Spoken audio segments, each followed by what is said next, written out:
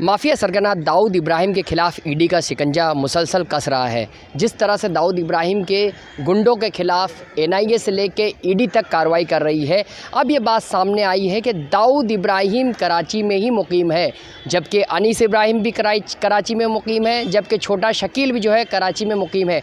छोटा शकील से मुताल्लिक ये दावा उनके साड़ू सलीम फ्रूट ने किया है। हालिया दिनों ईडी ने उनसे तफ्तीश की थी। चार्जशीट में ये बात सामने लाई गई है कि छोटा शकील जो है कराची में ही रहता है।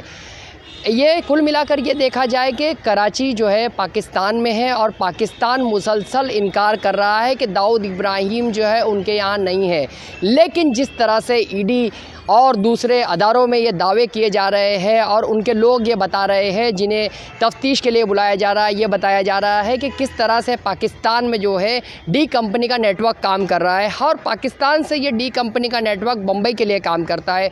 छोटा शकील का साड़ू जो कि सलीम फ्रूट जिसका नाम बताया जाता है, सलीम फ्रूट से मुताल्लिक ये कहा जाता है कि डी कंपनी की सारी सरगर्मियाँ बम्बई से सलीम फ्रूट चलाता है, इसीलिए ईडी ने उसको तफ्तीश के लिए बुलाया था। इसके बाद जो है एनआईए ने कार्रवाई करते हुए इसका स्टेटमेंट रिकॉर्ड किया। इसी के साथ डी कंपनी के दीगर बिल्डर जो इस डी कंपनी से ताल्लुक़ रखते थे उनका भी स्टेटमेंट रिकॉर्ड किया गया है। मुसलसल अब तक जो है एनआईए ने 2 लोगों को गिरफ्तार किया है डी कंपनी के केस में। जो ये केस ऐसा था कि मुल्क के खिलाफ साजिश रचना और गैर कानूनी तरीके से मुल्क में बदअमनी पैदा करने के लिए फ़ंडिंग देने का ये मामला था। इसी तरह से अब ये बात जो है सामने आ रही है कि नवाब मलिक की जो परेशानियां हैं, जो वज़ीर थे नवाब मलिक महाविकास आघाड़ी के, उनकी परेशानियां मज़ीद बढ़ सकती है, क्योंकि नवाब मलिक की जो फैमिली है उसके ख़िलाफ़ भी जो है ईडी ने शिकंजा कस दिया है। चार्जशीट में बताया गया है कि ईडी ने जो है नवाब मलिक की जो है बीवी महजबीन के ख़िलाफ़ जो है 2 समन जारी किए थे, जबकि उनके फ़र्जंद फराज के ख़िलाफ़ भी जो है अब तक 5 समन जारी किए जा चुके हैं, लेकिन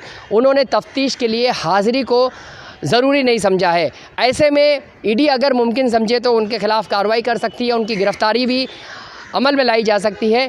बताया यह भी जाता है कि ईडी मुसलसल कार्रवाई कर रही है और ईडी की कार्रवाई में कई अहम सुराग भी मिले हैं। अब तक नवाब मलिक की जो है 8 से ज़ायद प्रॉपर्टी कुरला, बांद्रा और उस्मानाबाद की प्रॉपर्टी को जो है ज़ब्त किया जा चुका है।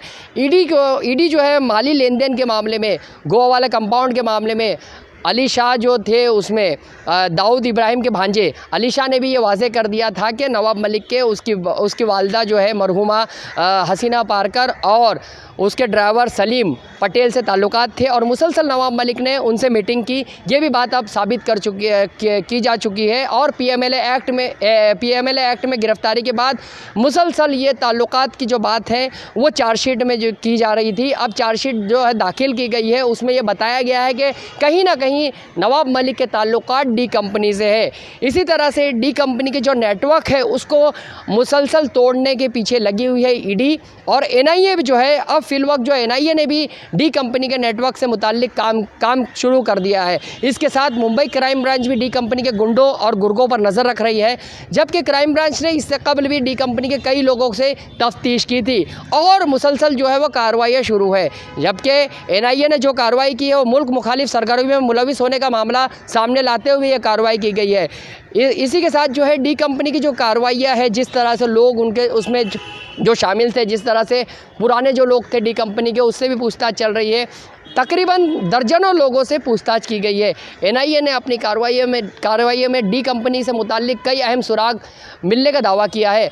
बताया यह भी जाता है कि डी कंपनी के जितने भी लोग हैं, गुंडे हैं, उन पर एटीएस, एनआईए, क्राइम ब्रांच और दीगर तफ्तीशी एजेंसियों की नज़र है। जहां का इंसाफ की खास रिपोर्ट।